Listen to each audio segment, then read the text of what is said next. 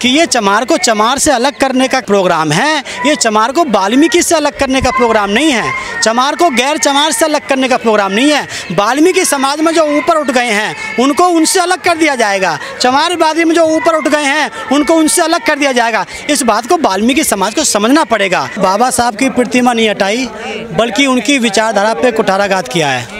ये लोग संविधान को बदलना चाहते हैं और इस प्रतिमा को हटाना चाहते हैं। इसका मतलब इस देश के अंदर ये लोग फिर से मनुस्मृति रूपी कानून को लागू करके इस देश को गुलाम बनाना चाहते हैं। जब से बाबा साहब का संविधान भारत में लागू हुआ है तब से आज तक देश गुलाम नहीं हुआ।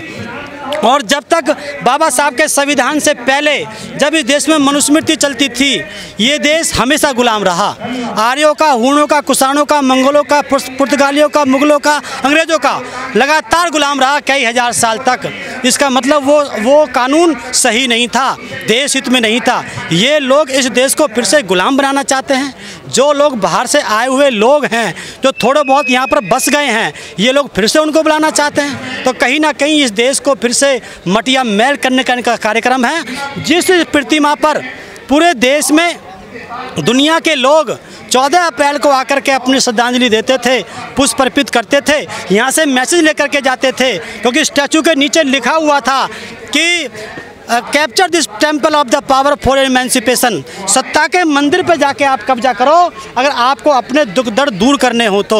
इसका मतलब जो समाज में राजनीतिक चेतना पनप रही थी, जो समाज में सत्ता परिवर्तन की चेतना पनप रही थी, जो मान्यवर साहब कांशीराम जी का ये आंदोलन आगे बढ़ रहा था उसको धूमिल करने के लिए इन लोगों ने ये प्रोग्राम किया है। निर्माण कार्य का हवाला दिया जा रहा है, या आपको साजिश लगती है? नहीं, जो जहाँ पर थी वहाँ प्रॉब्लम क्या है? तुम पीछे जाके बैकफुट में डाल दो, उसका मतलब क्या है?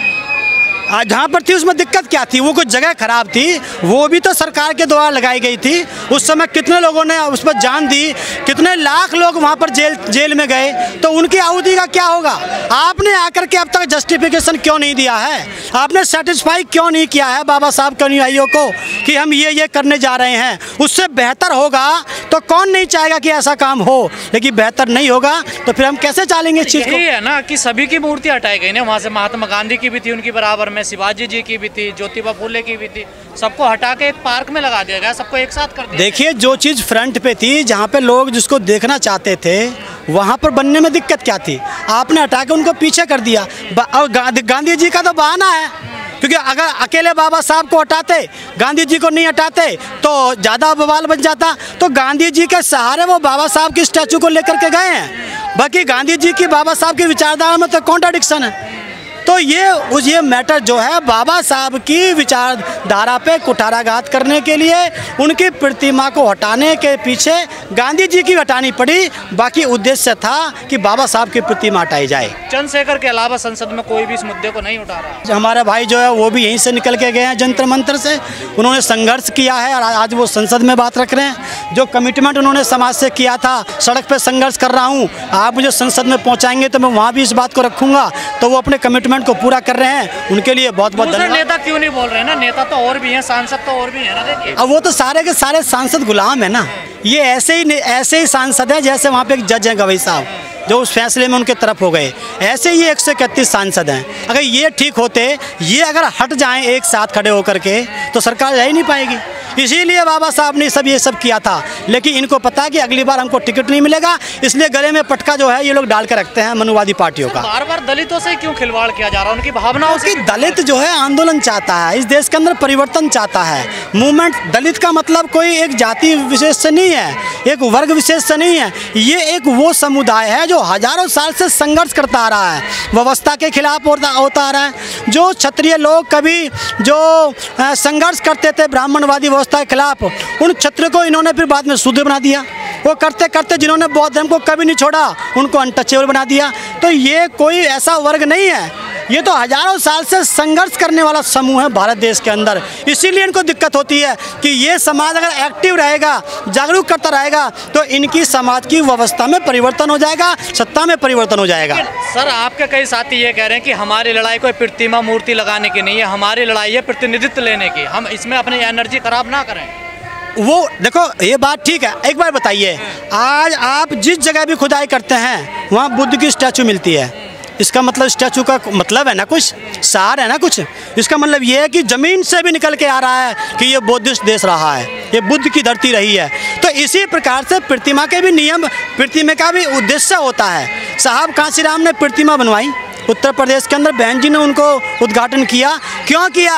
क्योंकि वो सिंबॉलिक आपका मैसेज है। जैसे आप अपने घर के अंदर बाबा साहब की मूर्ति लगाते हो, फोटो लगाते हो, जिससे कि हमारे बच्चे ये पूछें कि ये कौन थे, उनसे प्रेरणा लें। तो जैसे घर के अंदर एक तस्वीर का होना जरूरी है, ऐसी समाज के अंदर प्रतिमा का होना भी जरूरी है। तो प्रतिमा भी होगा, लेकिन वो तो चैलेंज कर रहे हैं कि आप अगर सोच रहे हो कि बाबा साहब के हम अधिकारों को या उनके विचारों को कमज़ोर कर देंगे, तो हम संसद के अंदर तक भी जाएंगे इस आंदोलन को लेकर के, क्योंकि बाबा साहब की स्टैचू कहती है कि capture this temple of the power. आपको उम्मीद है बीजेपी से कि दोबारा पुनर्स्थापना होगी? करना पड़ेगा, नहीं करेगा तो ये आंदोलन बराबर रहेगा।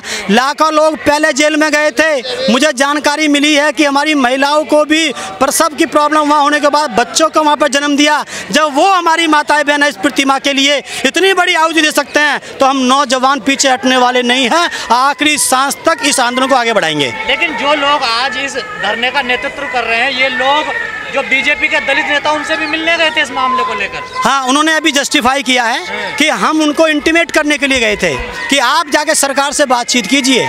सरकार अगर इस काम को नहीं करने जा रही है तो हमारा आंदोलन होने जा रहा है, या आप हमें उससे पहले बता दीजिए। तो उनको आगाह किया है, इंटीमेट किया है, जानकारी दी है। हमने आपको मैसेज दिया है कि ये हमारी प्रॉब्लम है, आप उससे बेहतर करके आप सेटिस्फाई तो करो। तो हमारा ये चाहत है, हमारे जो इस मूवमेंट को यहाँ पे देख रहे हैं, उन सबकी ये चाहत है कि उससे बेहतर आप हमें सेटिस्फाई करो कि हम इससे बेहतर ये कर रहे हैं। बीजेपी को बाबा साहब विरोधी बताते हैं आप लोग, लेकिन उन्होंने तो बाबा साहब का कई संस्थान बनवा दिए थे। 26 अलीपुर रोड बनवा दिया, ये देखिए 10 जनपद बनवा दिया उन्होंने। लंदन में बाबा साहब के लिए जमीन खरीदी है उन्होंने। ये गुड़ दिखा करके ईंट मारने वाली बात है। विचारधारा कौन लागू करेगा? अभी आपने क्रीमी लेयर के नाम पे SC ST को बांट दिया, ये बाबा साहब की बात नहीं थी। आर्टिकल 54, 16, 340, 41, 42, क्या ये बाबा साहब की बात नहीं थी? तो ये जो है कहीं ना कहीं ये सोच रहे हैं कि इन नामों पर SC समाज वोट देता रहे, बहुजन समाज पार्टी से ये लोग हट जाएं, ये इनका प्रोग्राम है। अभी तो देखिए, अगर इनके 400 पार हो जाते ना, तो ये स्टैचू को लगाने के बारे में यहाँ पे आंदोलन नहीं होने देते।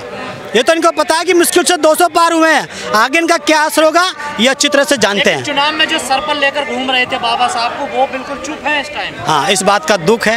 हाँ, दुख हम व्यक्त नहीं करेंगे, हमने तो अपनी पार्टी BSP को वोट दिया है, लेकिन हम वो लोग दुख व्यक्त कर रहे हैं जिन्होंने संविधान बचाने के नाम पे इंडिया गठबंधन को वोट दिया। आज जब भी घोटाला गात हो रहा है संविधान के ऊपर, ना कांग्रेस के मुखिया कहे जाने वाले राहुल गांधी जी बोल रहे हैं, ना सपा के मुखिया अखिलेश बोल रहे हैं। मैं धन्यवाद करता हूं समाज की तरफ से बहन जी का, उनका जो हौसला अफजाई करने के लिए समाज उनके साथ खड़ा है।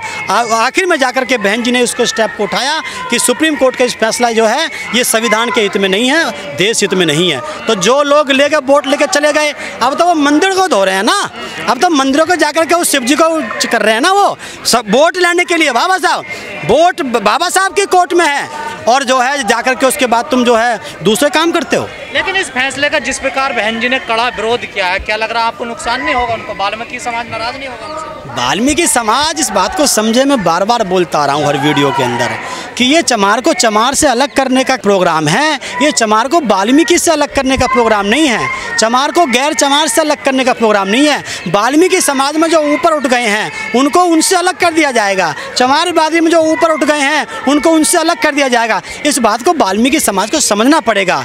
और भी तो बिरादरी हैं, दो भी हैं, धानुक हैं, खटीक हैं, और भी तो बिरादरी हैं। वो लोग तो ऐसा नहीं बोल रहे हैं क्योंकि उनके रिप्रेजेंटेटिव वहाँ तक पहुँचे हुए हैं, लेकिन किसी वजह से, इसी बीजेपी कांग्रेस की वजह से वाल्मीकि समाज के लोग अच्छे बड़े ओहदे पर जो नहीं पहुँच पाए हैं, तो वो इस बात को समझ नहीं पा रहे हैं। आप लोग कह रहे हैं कि इससे आरक्षण भी खत्म हो सकता है। हाँ, ये एक सिम्टम है ना, ये एक लक्षण है ना। जिस प्रकार से बार बार क्रीम लेयर के नाम पे इन्होंने, जब साहब कांशीराम ने कहा कि हमें 52% आरक्षण चाहिए, जितनी जिसकी संख्या भारी उसकी उतनी हिस्सेदारी, 52% की जगह उन्होंने 27% उन्होंने रिजर्वेशन दिया है। तो क्यों? क्योंकि वो क्रीमी लेयर के नाम पे हटाना चाहते हैं। ये इनका प्रोग्राम है। जो योग्य लोग हैं जो वहाँ तक पहुँच सकते हैं उन्हें क्रीमी लेयर के नाम पे आउट कर दिया जाए और बाकी को वहाँ पहुँचे ना दिया जाए। ये आरक्षण को, रिप्रेजेंटेशन को पूरी तरह ख़त्म करने का कार्यक्रम है इन लोगों का।